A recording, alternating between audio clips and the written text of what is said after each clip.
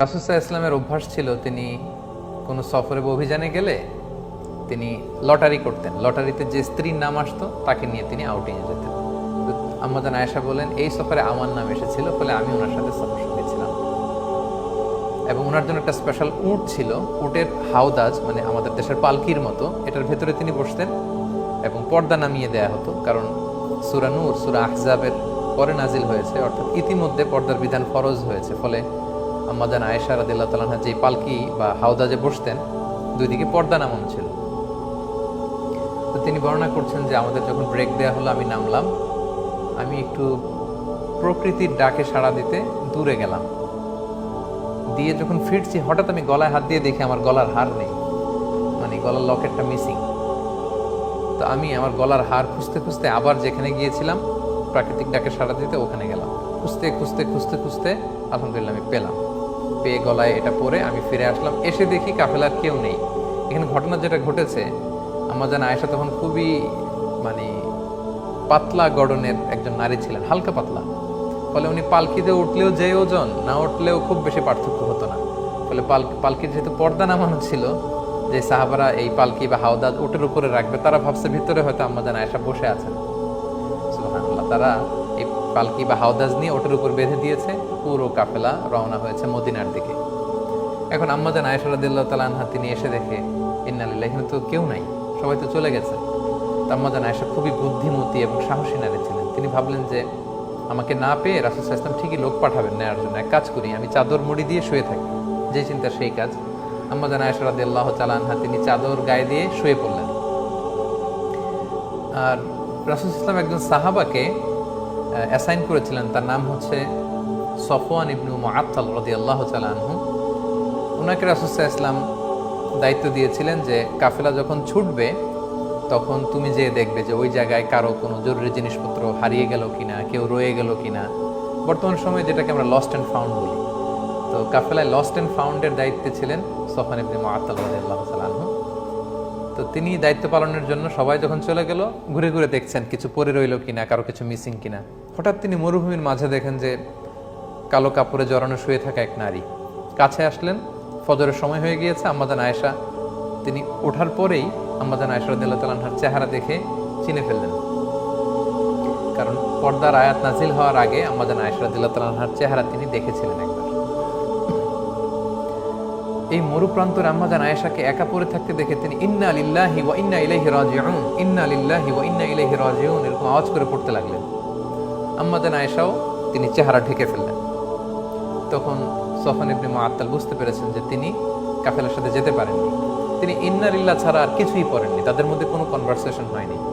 সফওয়ান ইবনে মুআত্তাল রাদিয়াল্লাহু তাআলা আনহু ওনার নিজের উটটাকে আম্মা জান আয়েশার সামনে বসালেন। আম্মা জান আয়েশা উটে বসলেন। আম্মা জান আয়েশা রাদিয়াল্লাহু তাআলা আনহা উটের উপরে বসা, আর সফওয়ান ইবনে মুআত্তাল রাদিয়াল্লাহু তাআলা আনহু নিজে উটের রশি ধরে টানতে টানতে মদিনায় পৌঁছলেন। ইতিমধ্যে যখন মদিনায় পৌঁছার পরে রাসূল সাল্লাল্লাহু আলাইহি ওয়াসাল্লাম সবাই জানতে পারলো আম্মা জান আয়েশা নেই, তিনি মিসিং। তখন মুনাফিক সর্দার আব্দুল্লাহ ইবনে উবাই ইবনে সালুল, এই দুষ্ট লোকটা, সে এই স্ল্যান্ডারিং শুরু করলো, রুমর ছড়াতে লাগলো। সে বলল, দেখো তিনি তোমাদের কাছে নবী সেজে বসে আছেন, আর তার স্ত্রী আয়েশা সেই সফওয়ানের সাথে নিশ্চয়ই পরকীয়ার সম্পর্ক ছিল। ফলে তারা মরুভূমিতে রাত কাটিয়েছে, তারা সেখানে ফষ্টি নষ্টি করেছে, অপকর্ম করেছে, নাউযুবিল্লাহ ওয়া ইয়াযুবিল্লাহ। এটা ছড়াতে লাগলো এবং এই কথা এক কান দুই কান করতে করতে পুরো মদিনায় ছড়ায় গেল। আম্মা জান আয়েশা পৌঁছলেন, তিনি কিন্তু এই কথা কিছুই জানলেন না। আম্মা জান আয়েশা রাদিয়াল্লাহু তাআলা তিনি মদিনায় পৌঁছার পরই প্রচন্ড জ্বরে আক্রান্ত হলেন, প্রচন্ড জ্বর। আর ওই দিক দিয়ে পুরো মদিনায় এই মুনাফিক এই কথা ছড়াতে লাগলো যে আয়েশা রাত কাটিয়েছে সফওয়ানের সাথে, তাদের মধ্যে সম্পর্ক আছে। দুঃখজনক হলেও সত্য, এই মুনাফিকদের সাথে পড়ে কয়েকজন মুমিন, যেমন রাসূল সাল্লাল্লাহু আলাইহি ওয়াসাল্লামের সভাকবি হাসান বিন সাবিত রাদিয়াল্লাহু তাআলা আনহু, তারপর আবু বকর রাদিয়াল্লাহু তাআলা আনহুর একজন আত্মীয়, তার নাম হচ্ছে মিস্তা ইবনে উসাসা রাদিয়াল্লাহু তাআলা আনহু, এবং রাসূল সাল্লাল্লাহু আলাইহি ওয়াসাল্লামের শালিকা হামনা বিনতে জাহাশ, এই জাতীয় কয়েকজন লোকও এই রুমর, এই গুজবে কান দিয়ে তারা এটাতে ছড়িয়ে পড়লো, জড়ায় পড়লো, তারাও এটা ছড়াতে লাগলো। পুরো মদিনার সমাজের ভেতরে মানে একটা গুরুগম্ভীর অবস্থা, সবার মধ্যে শুধু কানা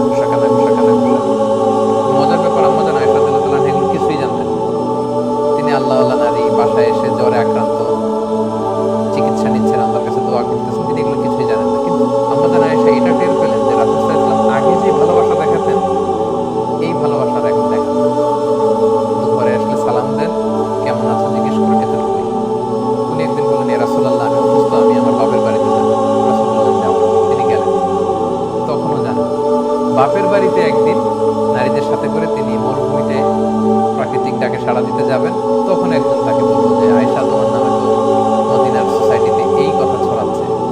ওই প্রথম আম্মা জান আয়েশা রাদিয়াল্লাহু তাআলা আনহা শুনে তিনি আকাশ থেকে যেন পড়লেন।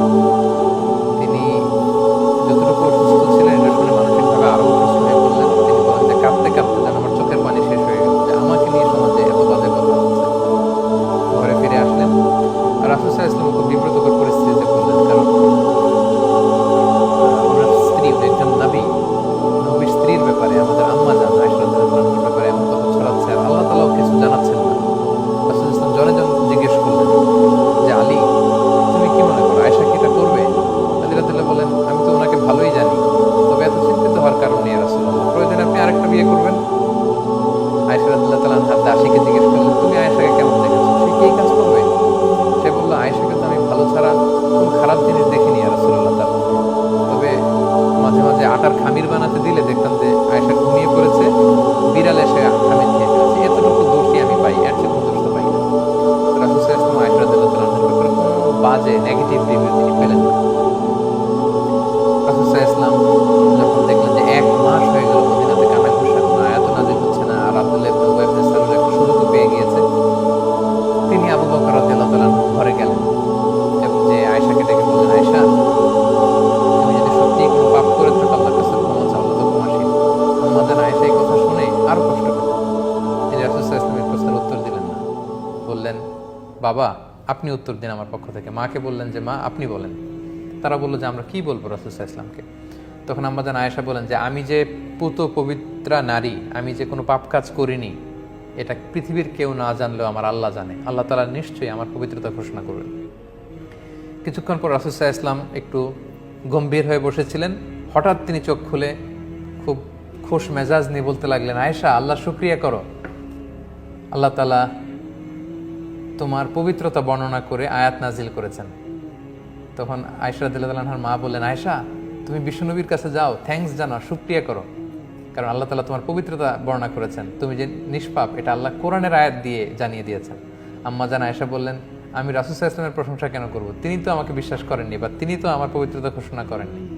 আমার পবিত্রতা যিনি ঘোষণা করেছেন যে সত্তা মহান আল্লাহ রাব্বুল ইজ্জা, আমি তার প্রশংসা করছি। আল্লাহু আকবার।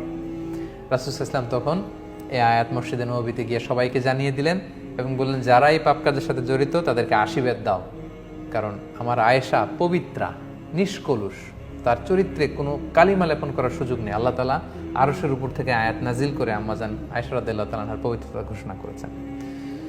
তো যেহেতু যারা যারা জড়িয়ে পড়েছিল তাদেরকে আশীর্বাদ দেয়া হলো। সম্মানিত সুধী, এই ছিল পুরো ঘটনা। এই ঘটনাটাকে আল্লাহ তাআলা